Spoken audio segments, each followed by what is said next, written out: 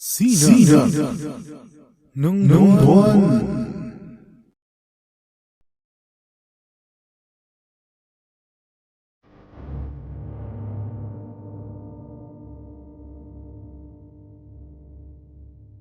Sa loob ng isang mall sa Manila, isang kakaibang kwento ang matagal nang bumabalot sa lugar. Maraming lumang kwento ang naglalaro sa imahinasyon ng mga tao tungkol sa isang halimaw na umiikot sa mga pasilyo sa dilim ng gabi. Isang higanting uod na nagkukubli sa ilalim ng mall. Ang ilang matatagal na tindera at guwardiya ang nagsasabing totoo ang alamat na ito. Ngunit para sa karamihan, isa lamang itong katang-isip na ginagamit upang takutin ng mga bata.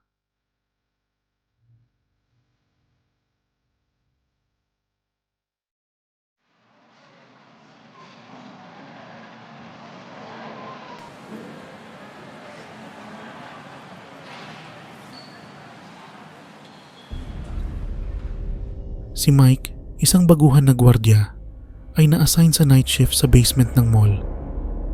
Hindi siya naniniwala sa mga kwentong multo, kaya't ipinagwalang bahala niya ang mga babala ng mga kapwa gwardiya.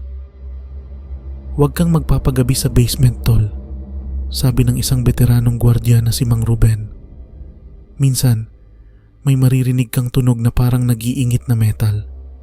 Kapag narinig mo yon, magdasal ka na lang at huwag mo nang hanapin kung saan nanggagaling." Tumawa lamang si Mike. "Naku, Mang Ruben, baka mga daga lang yan. O baka masyado lang kayong naaapektuhan ng mga kwentong pambata."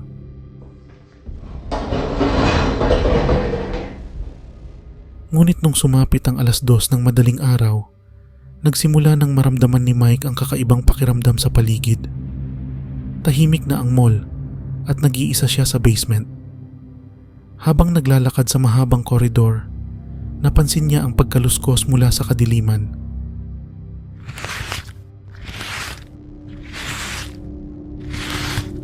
Tumingin siya sa paligid ngunit wala siyang nakita. Sinundan niya ang tunog papunta sa isang madilim na bahagi ng basement kung saan nakalagay ang mga lumang bodega.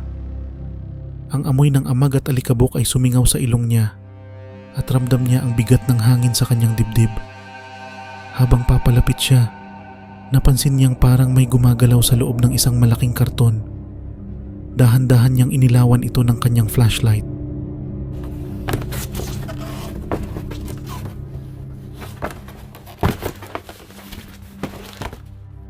Biglang bumukas ang kahon at tumambad sa harap niya ang isang tumpok ng mga damit. Sa unang tingin ay parang wala namang kakaiba. Ngunit habang pinagmamasdan niya ito, naramdaman niyang tila may humihinga sa ilalim ng mga damit. "May tao ba rito?" tanong niya. Nanginginig ang boses.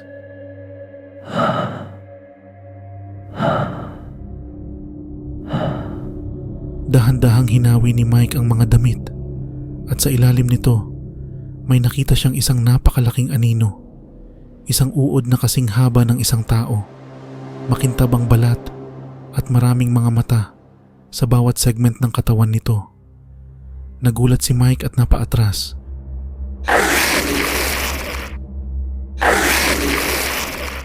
Napaatras siya, ngunit natapakan niya ang isang lata na nagpagulong sa sahig. Naramdaman niyang parang nagising ang nilalang sa tunog. Unti-unti itong umusog palabas mula sa kahon, dahan-dahan na parang sinisilip ang paligid.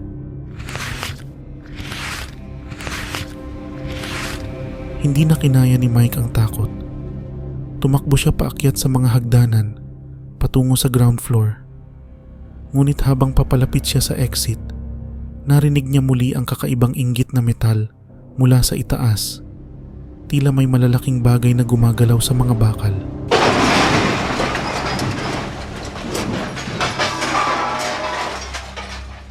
Pagdating niya sa ground floor, napansin niyang parang walang tao.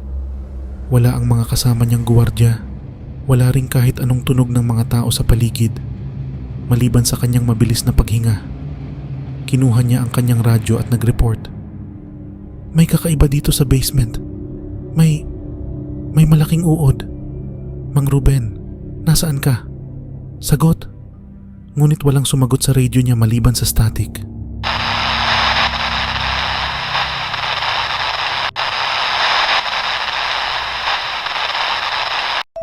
Habang naglalakad siya patungo sa information desk, napansin niyang tila may gumagalaw na anino sa likod ng mga glass walls ng mga tindahan. Pinagmasdan niya ito ng mabuti at nakita niya ang refleksyon ng isang malaki at maitim na hugis na gumagapang sa kisame.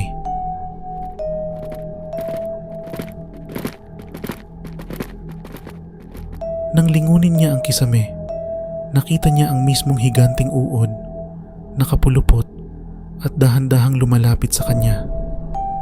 May mga mata ito na kumikislap sa kadiliman, parang nagmamasid at naghahanap ng biktima. Hindi na nagdalawang isip si Mike.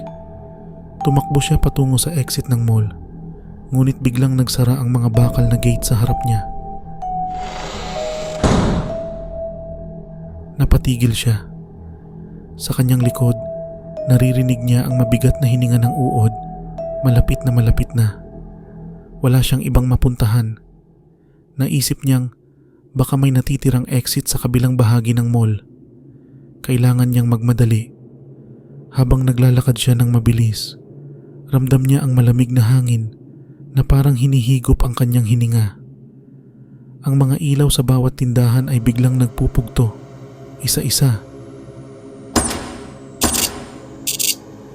Nang marating niya ang dulo ng pasilyo, isang pamilyar na boses ang narinig niya. Boses ni Mang Ruben. "Mike, tulungan mo kami." Lumingon siya at nakita niyang nakatayo si Mang Ruben sa malayo. May mga kasamang ibang guwardiya, ngunit may kakaiba sa kanilang hitsura. Parang walang buhay ang kanilang mga mata. Parang mga tau-tauhan na walang sariling kilos. "Bakit, Mang Ruben? Ano nangyari sa inyo?" Tanong ni Mike habang naglalakad palapit sa kanila. Ngunit habang papalapit siya, unti-unting nagbago ang mukha ng mga guwardiya. Ang kanilang mga balat ay parang natutuklap at sa ilalim nito may lumalabas na mga maliliit na uod, gumagapang pababa mula sa kanilang mga mata, ilong at bibig.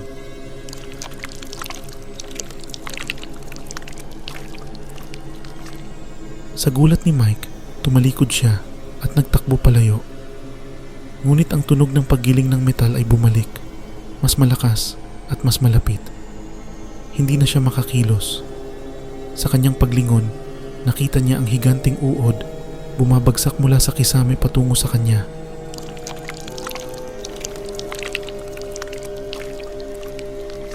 Hinuli si Mike ng malalaking panga ng halimaw at naramdaman niya ang malamig at malagkit na katawan ng uod na bumabalot sa kanya. Ang kanyang sigaw ay nag-e-echo sa buong mall na parang tinangay ng mga halimaw na tunog.